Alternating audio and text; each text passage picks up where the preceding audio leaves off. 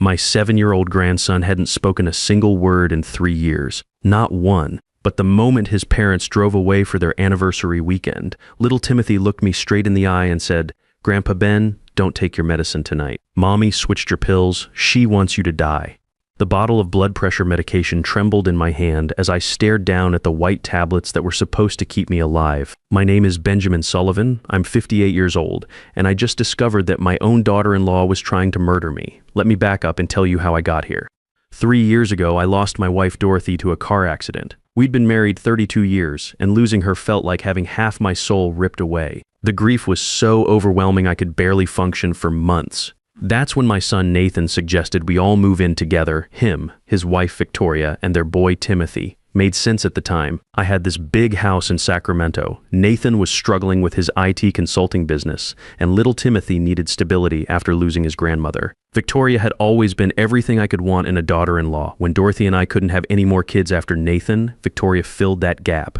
She called me Dad, remembered my birthday, cooked my favorite pot roast every Sunday. After Dorothy died, Victoria stepped right into that caring role. She'd organize my pills, drive me to doctor appointments, even help sort through Dorothy's belongings when I couldn't bear to touch them. I trusted her completely. More than that, I loved her like the daughter I never had. The first 2 years after Dorothy's death were rough, but Victoria kept our little family together. She made sure Timothy stayed in his same school, helped Nathan through his own grief, and took care of all the household things Dorothy used to handle. I was grateful beyond words, but something shifted about 8 months ago. Victoria started asking more questions about my finances. How much was my construction company pension worth? What was the house valued at these days? Did I have a will, and what would happen to Timothy if something happened to me? Just want to make sure we're all protected, Dad, she'd say with that sweet smile. You know how unpredictable life can be. I didn't think much of it. Families talk about money, especially after a death puts everything in perspective. I'd built up a decent nest egg over 30 years managing construction crews, had about $380,000 in retirement savings. Plus, the house Dorothy and I bought in 1995 was now worth around $650,000. Not rich by California standards, but comfortable. Then I started noticing changes in Timothy.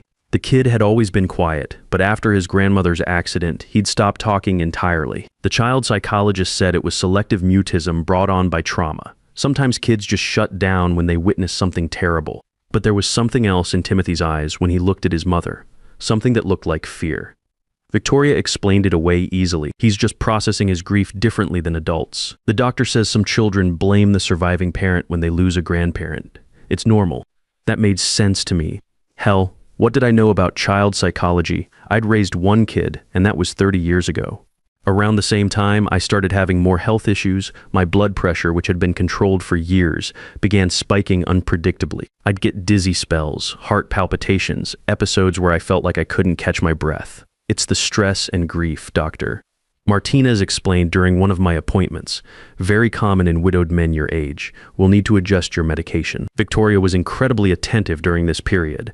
She'd reorganize my pill dispenser every week, making sure I had the right doses at the right times. She'd remind me to take my evening pills, sometimes even bringing them to me with a glass of water. Can't have you forgetting these, Dad, she'd say. Your health is too important to all of us. I appreciated the care. Made me feel less alone in that big house, but Timothy kept getting more withdrawn. He'd barely eat at dinner, spent most of his time drawing in his room.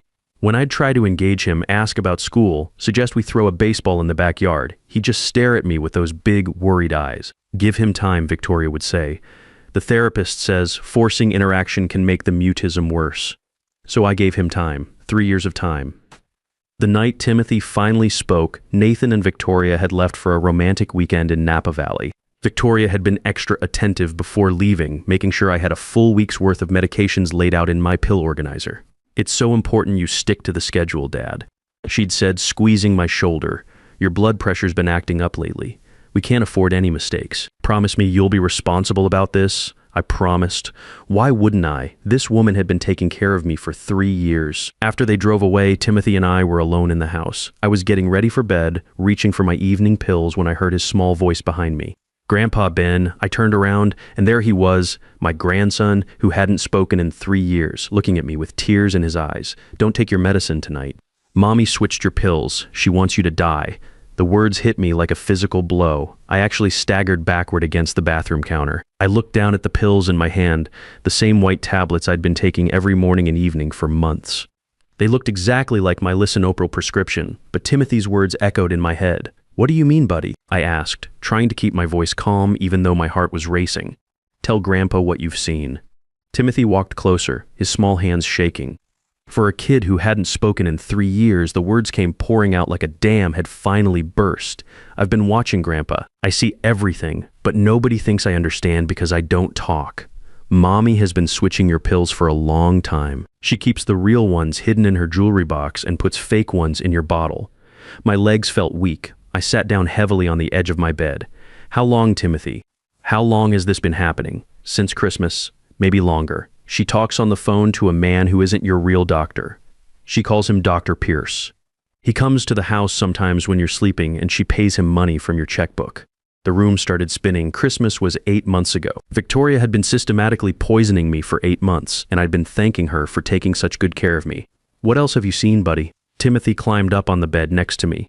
"She counted your money on the computer. She wrote down big numbers and showed Daddy. She said, when you die, we'll get everything, the house and all your money." Daddy was crying, but Mommy said it was the only way to save our family. Nathan knew. My own son knew his wife was planning to murder me, and he was going along with it. I needed to test Timothy's claims. I took one of the pills from my evening dose and crushed it up with the back of a spoon, then mixed it with some water. I poured the mixture on the African violet Dorothy had loved so much, the one I kept on the windowsill in her memory. Within 20 minutes, the plant's leaves started turning yellow and curling at the edges. Real blood pressure medication wouldn't kill a houseplant. These pills were either placebos or something worse. "Timothy, I need you to show me where Mommy keeps my real medicine." He led me to Nathan and Victoria's bedroom, to Victoria's jewelry box on the dresser. Hidden behind her earrings was a small amber prescription bottle with my name on it. My real lisinopril dated 8 months ago. The realization hit me like a freight train.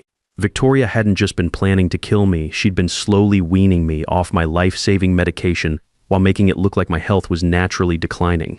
The dizzy spells, the heart palpitations, the episodes where I couldn't breathe, those were all symptoms of uncontrolled blood pressure. She was giving my body time to destabilize so that when I finally had a massive stroke or heart attack, it would look completely natural. "Why didn't you tell anyone before now?" I asked Timothy as we sat together on my bed. His little face crumpled. "She said if I ever told anyone about the medicine or the money or anything, she would make sure something bad happened to you anyway, and then it would be my fault. She said mute kids who make up stories get sent away to special places where their families can't visit them. She'd been terrorizing a 5-year-old, now 7-year-old Minus to silence while she planned my murder." The depth of Victoria's cruelty was staggering, but I needed more than just Timothy's word and a dead plant. If I was going to stop Victoria and protect my grandson, I needed evidence that would hold up in court. The next morning, I called in sick to the part-time consulting work I'd been doing since retirement. Instead, I drove across town to see Harold Cooper, the lawyer who'd handled Dorothy's estate and my business affairs for 20 years. Hal's office was in an old brick building downtown, the kind of place that screamed integrity and experience. When I walked in looking haggard and desperate, his secretary took one look at me and ushered me straight back to his office. "Ben, you look like hell," Hal said, gesturing for me to sit in one of his leather chairs. "What's going on?" I laid it all out for him. Timothy's revelation, the fake pills, Victoria's 8-month plan to murder me for my inheritance. Hal listened without interrupting, occasionally making notes on his legal pad.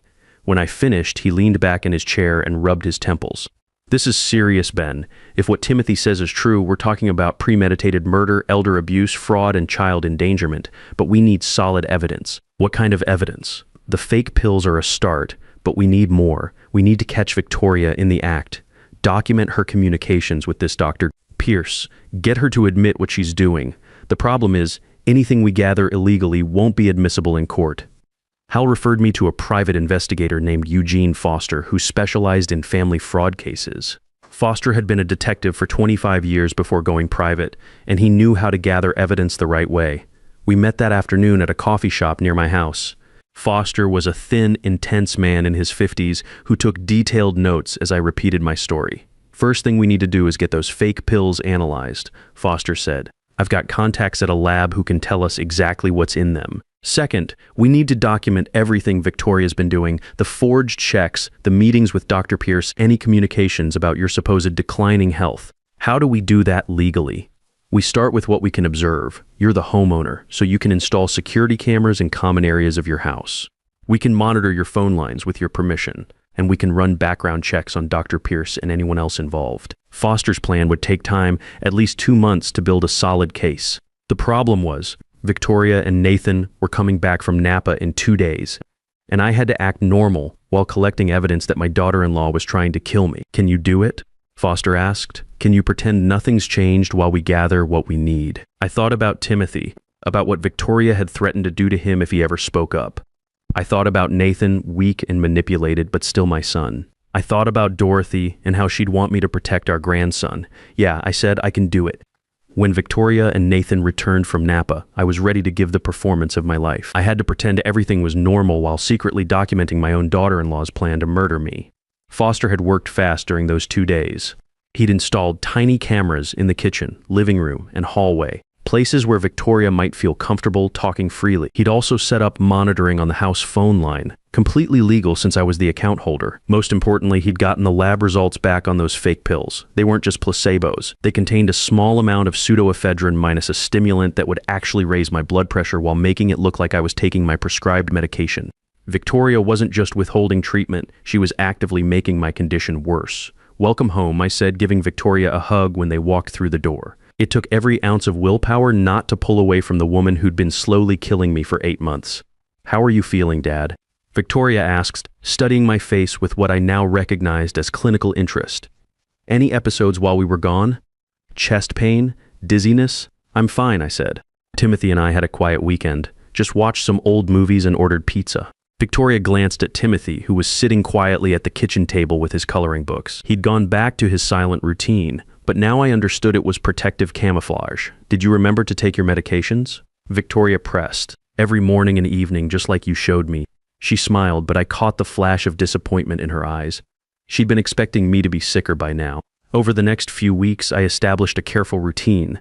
I'd take the fake pills in front of Victoria, then secretly dispose of them later. I'd started taking my real medication again, which I'd moved to a hiding spot in my workshop.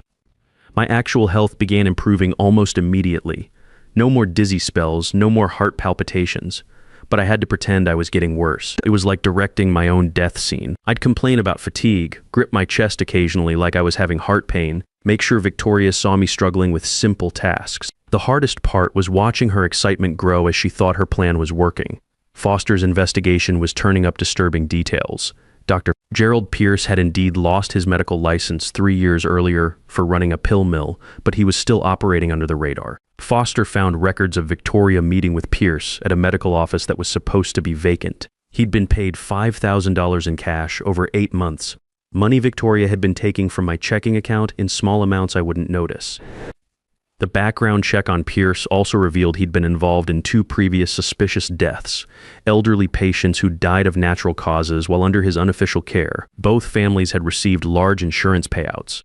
Foster also discovered Victoria had taken out a $400,000 life insurance policy on me 10 months ago, right around the time she started asking questions about my finances. She'd forged my signature on the application and had been paying the premiums out of my own bank account. She's done this before, Foster told me during one of our secret meetings at a diner across town. Maybe not murder, but insurance fraud, for sure. I found records of 3 previous policies she took out on elderly relatives. All died within 18 months of the policies being active. The pattern was clear, and it was chilling. Victoria wasn't just desperate for money, she was a predator who specialized in targeting vulnerable, older family members. But we needed her to incriminate herself. We needed recordings of her discussing the plan, evidence that showed premeditation and intent.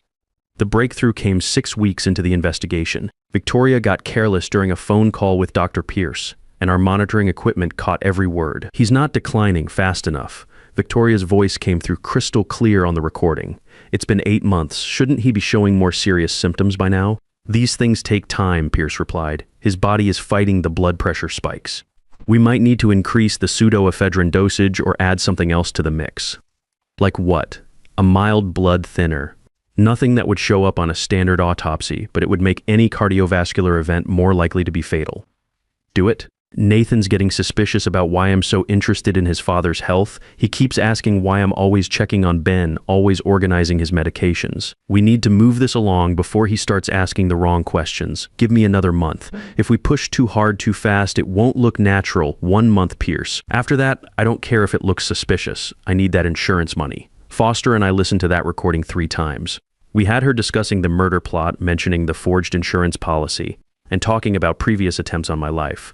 It was everything we needed for a conviction, but Foster wanted more. Juries like to see the crime in action, he explained. If we can catch her actually administering the enhanced dosage Pierce mentioned, if we can get her discussing the insurance payout or what she plans to do with the money, that seals the case. So we waited, and I continued my performance, getting sicker each day while Victoria's excitement grew. The hardest part wasn't the acting, it was watching how it affected Timothy. Even though he knew I was pretending, seeing his grandfather apparently dying was traumatic for a 7-year-old boy. He'd sometimes forget it was an act and get genuinely scared. "It's okay, buddy," I'd whisper to him when Victoria wasn't around. "Grandpa's not really sick. We're just catching the bad guys, remember?" But Timothy was carrying a terrible burden for such a small kid, and I was running out of time before Victoria decided to escalate her plan. The end came 2 months after Timothy first spoke those life-saving words. Victoria had gotten a new supply of enhanced pills from Dr. Pierce, and Foster's equipment caught her mixing them into what she told Nathan was a special heart-healthy smoothie for my breakfast. "This should help Dad's circulation," she said, loud enough for our hidden cameras to record. But Timothy, who'd been watching from the hallway, saw her add white powder that definitely wasn't protein supplement. I knew this was it, the final attempt on my life. I drank the smoothie while Victoria watched, then went to my room to rest. Within 30 minutes, I started my performance. I'd researched the symptoms of the drugs Pierce was using: elevated heart rate, chest pain, difficulty breathing. I called out for help, clutching my chest and gasping for air. Victoria rushed in, but instead of calling 911, she pulled out her phone and started timing my heart attack. She was documenting the time of death for the insurance claim. "Nathan," she called out, "come quick, I think Dad's having another episode." Nathan ran in, took one look at me convulsing on the bed, and reached for his phone to call emergency services. "Wait," Victoria grabbed his arm. "Let's see if it passes. You know how Dad hates going to the hospital. Maybe we should just monitor him for a few minutes?" "Are you insane?" Nathan shouted. "Look at him, he's dying." "Exactly," Victoria said quietly, and for the first time, Nathan heard the coldness in his wife's voice. "Nathan, we've talked about this. The insurance money, the house, everything we need to start over. This is it." I watched through half-closed eyes as the realization dawned on my son's face. He stared at his wife like he was seeing a stranger. "You want him to die," Nathan whispered. "I want us to be free." Victoria snapped. "Free from debt, free from taking care of an old man, free to give Timothy the life he deserves, the life we deserve. You're talking about murder. You're talking about murdering my father. I'm talking about $650,000 in real estate and $400,000 in life insurance. I'm talking about Timothy's college fund and our retirement and not struggling anymore." Nathan backed away from her. How long have you been planning this?" Victoria smiled, a cold expression I'd never seen on her face before, since Christmas, maybe longer. "The pills, the doctor visits, the insurance policy, it's all been leading to this moment." That's when Nathan noticed Timothy standing in the doorway, watching everything with those big, understanding eyes. "Timothy," Nathan said, his voice breaking. "How much have you seen, buddy?" Timothy looked at his father, then at his mother, then at me lying on the bed. For a moment, I thought he might retreat back into silence, but then he spoke, his small voice clear and strong. "I've seen everything, Daddy. Mommy's been trying to kill Grandpa for a long time. She hides his real medicine and gives him fake pills. She talks to a bad doctor who helps her. She pays him money from Grandpa's checkbook." Victoria's face went white. "Timothy, you don't understand what you're saying. I understand, Mommy. You said if Grandpa dies, we get all his money, but Grandpa isn't really dying. He's pretending so the police can catch you." That's when Detective Eugene Foster and his team kicked in the front door. "Police, search warrant." Victoria spun around as officers flooded into the room. "This is a mistake. My father-in-law is having a heart attack. We need an ambulance." I sat up on the bed, no longer gasping, no longer clutching my chest. "Actually, I feel fine." The look of shock and rage on Victoria's face was something I'll never forget. She'd been caught in the act, on camera, with witnesses, discussing her plan to murder me for insurance money. Foster had coordinated everything perfectly. The recordings of Victoria's calls with Dr. Pierce, the evidence of the forged insurance policy, the fake medications, Timothy's testimony, it all came together in that moment. Victoria was arrested for attempted murder, insurance fraud, elder abuse, and child endangerment. Dr. Pierce was picked up at his illegal clinic an hour later. The evidence was overwhelming. Nathan wasn't charged criminally, but he lost custody of Timothy. The court determined he'd known about Victoria's plan but failed to protect either his father or his son. He gets supervised visits twice a month and has to complete counseling before any custody arrangement can be reconsidered. Victoria was sentenced to 15 years in prison. Dr. Pierce got 10 years for his role in multiple attempted murders. The forged insurance policy was voided, but I donated that amount to a foundation for elder abuse prevention. Timothy and I moved to Phoenix 6 months later. The dry heat helps my real blood pressure issues, and Timothy loves having his own backyard with a pool. He's been talking nonstop since we left California, like he's making up for 3 years of enforced silence. He's in counseling to deal with the trauma, but kids are remarkably resilient. He's made friends at his new school, joined a little league team, and talks my ear off about everything from dinosaurs to space travel. Nathan calls every Sunday. We're slowly rebuilding our relationship through family therapy sessions over video calls. He's getting help for the depression and manipulation that made him vulnerable to Victoria's influence. It's going to take time, but I believe he can become the father Timothy needs. The house in Sacramento sold for $650,000. That money, plus my pension and savings, is all going into a trust for Timothy's future. He'll never have to worry about people using him for money because he'll have enough of his own. Sometimes Timothy asks me why his mommy tried to hurt me. I tell him some people get confused and think money is more important than love. But we know better, don't we? We do, Grandpa, he always says. Love is the most important thing. That 7-year-old boy saved my life by finding his voice when it mattered most. Now I'm using mine to make sure he grows up surrounded by people who would never hurt him for gain. Sometimes the smallest voices carry the biggest truths. Trust is earned through actions, not words. When someone you love starts asking about your money more than your health, pay attention to what they're really counting. The people who truly love you will protect your life, not calculate its worth. Sometimes the greatest betrayal comes from those we trust most, but the greatest salvation comes from the smallest voices.